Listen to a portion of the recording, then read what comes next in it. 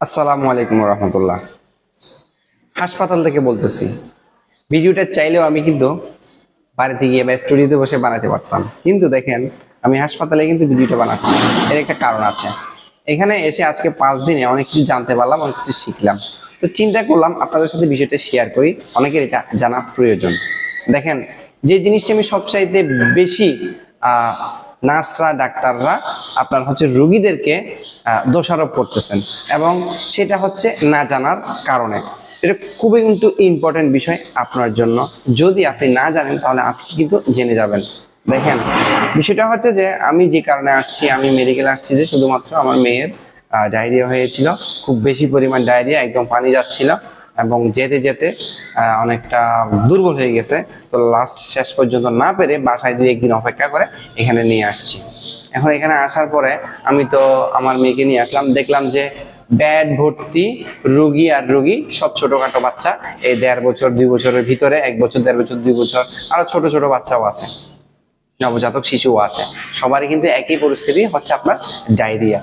তো এই ডায়রিয়াটা যখন এখানে ভর্তি করাইছে, অ্যাডমিট করাইছে, ম্যাক্সিমাম গার্জিয়ানের সাথে আপনার ডাক্তাররা নার্সরা তর্ক বিতর্ক করতেছে, যেটা জানতে পারলাম সেটা আপনাদেরকে জানাতে আসছে এই ভিডিওটার মাধ্যমে।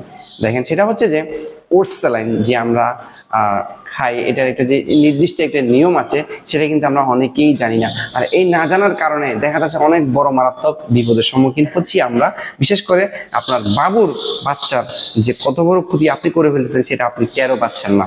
সেটা হচ্ছে যে সাধারণত ওটস স্যালাইন যেগুলা বাজারে বিক্রয় করি আমরা, এসএমসি বলেন, এনার্জি বলেন, সবগুলা এগুলার গায়ে প্যাকেটের লেখায় আছে যে আপনি এটাকে হাফ লিটার পানিতে, আধা কেজি পানিতে আপনি এটা কি করবেন, বানাবেন এবং খাবেন। হচ্ছে আপনার 2 গ্লাস, ঠিক আছে, গ্লাস 2 গ্লাস। তো 2 গ্লাস থেকে ভালো হয় সবচাইতে 1 লিটার, হাফ লিটার, কারণ হচ্ছে গ্লাস ছোট বড় হতে পারে, সেই জন্য ভিন্ন হয়ে যাবে এটার পরিমাণটা। সো আপনি সবসময় হাফ লিটার, একদম বরাবর মাপে হাফ লিটার পানিতে একটি ওটস স্যালাইন সম্পূর্ণ গুলাবেন। কখনো আধা লিটার পানিতে আপনার ওটস স্যালাইনটা অর্ধেক মিশাবেন না, ঠিক আছে? খুব খেয়াল করবেন, এই জিনিসটা কিন্তু খুবই ইম্পর্টেন্ট। আমি একদম ভেঙে চুরে বলতেছি, বুঝছেন? ভেঙে চুরে বলতেছি। তো হাফ লিটার পানিতে কিন্তু আপনি ওটস স্যালাইনটা মিশাবেন, এবং এটা 8 থেকে 12 ঘন্টার ভিতরে আপনি খাওয়াইতে পারবেন। 12 ঘন্টার পরে যদি দেখতেছেন বেঁচে গেছে, সেটা ফেলে দিবেন। নতুন প্রয়োজন হলে নতুন একটা ওটস স্যালাইন নিয়ে আপনি আবার খাওয়াবেন, সেটা বড় হোক আর ছোট হোক। কখনোই ভুলেও 1 কাপ 1 গ্লাসের মধ্যে সম্পূর্ণ অথবা আধা গ্লাস পানিতে অর্ধেক ঢেলে, ভাই দেখেন আপনি ওটস স্যালাইনটা নিয়েছেন, সেখানে অর্ধেক কিভাবে মাপবেন বলেন? হয়তো কম যাবে, হয়তো বেশি যাবে। সেক্ষেত্রে হবে কি, বেশি হলে আপনার এফেক্ট হয়ে যাবে, আর যদি কম হয় তাহলে শরীরে সেটা কাজ করবেন না। এফেক্টটা কি?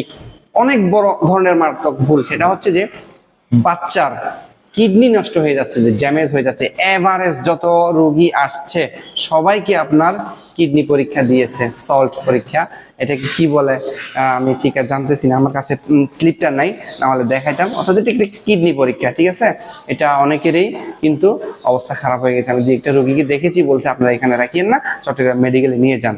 ঘটনা হচ্ছে তারা কি করছে, ওই 1 কাপ পরিমাণ পানির মধ্যে পুরো ওটস স্যালাইনটা তাকে খাওয়াই দিছে। এভাবে কয়েকবার খাওয়ার কারণে বাবুর কি হয়ে গেছে, কিডনিতে সমস্যা হয়ে গেছে। সো এই জিনিসটা সবার বেশি বেশি জানা দরকার, বেশি বেশি শেয়ার করে দেবেন, ভিডিওটা সবাই জানুক।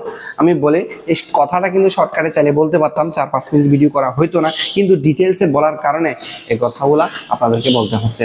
সো সবাই আমার জন্য দোয়া করবেন, আপনারা সবসময় ভালো থাকেন, সেই প্রত্যাশায় বিদায় নিচ্ছি। ভালো থাকবেন, সুস্থ থাকবেন, দেখা হবে পরবর্তী ভিডিওতে। আসসালামু আলাইকুম রহমতুল্লাহ।